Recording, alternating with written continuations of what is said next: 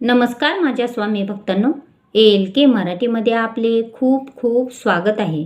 माझ्या स्वामी भक्तांनो, जीवन समृद्धी करण्यासाठी सर्वात महत्त्वाचे 4 गुण देवी आपल्याला देत असते.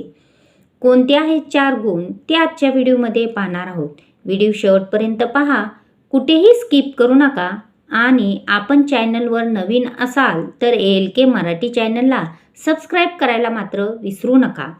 माझ्या स्वामी भक्तांनो, देवीने आपल्याला 4 गुण दिले आहेत. त्या गुणाबद्दल माहिती घेऊ आणि प्रत्येक गुणाची थोडक्यात कथा सांगू.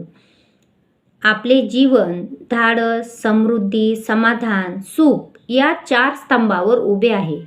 हे गुण मनात जागृत करण्यासाठी भगवान विष्णू व रामानेही शक्तीची उपासना केली होती. पहिला गुण आहे धाडस. जीवनात आपण जे काही काम करतो ते आपल्याजवळ नसलेल्या आपल्याला मिळावे म्हणून करतो. यासाठी आपण आपल्या क्षमतेच्या पुढे जाऊन काम करतो. हे धाडस आपल्याला देवीकडून मिळते. याची थोडक्यात कथा अशी आहे. रावणाशी युद्ध करण्यापूर्वी भगवान रामाने नवरात्रीत अपराजिता देवीची पूजा केली होती. सर्व दिशांनी विजय मिळावा ही या उपासनेमागची कल्पना होती. नवरात्रीत आपण देवीची पूजा करतो तेव्हा रामासारखे चारित्र्य आणि शक्ती मिळावी, आपण धाडसी व्हावे अशी आपली प्रार्थना असते. दुसरा गुण आहे समाधान. आपल्याला जीवनात मिळालेले सुख आणि यशाच्या कुटुंबासोबत आनंद घेता यावा आणि त्यातून मिळणारे समाधान कायम राहावे यासाठी आपण शक्तीची उपासना करतो. याची थोडक्यात कथा अशी आहे. पार्वतीची आई शंकराशी तिचे लग्न लावण्यास तयार नव्हती, कारण पार्वती राजकन्या होती. तिचे जीवन ऐश्वर्याचे होते, तरीही ती शंकरासोबत रानावनात राहण्यास तयार होती. आपले मन समाधानी असावे यासाठी नवरात्रीत आपण गायत्री, सावित्री, सरस्वती, लक्ष्मी या देवीचे सौम्य रूपाची पूजा करतो. तिसरा गुण आहे समृद्धी.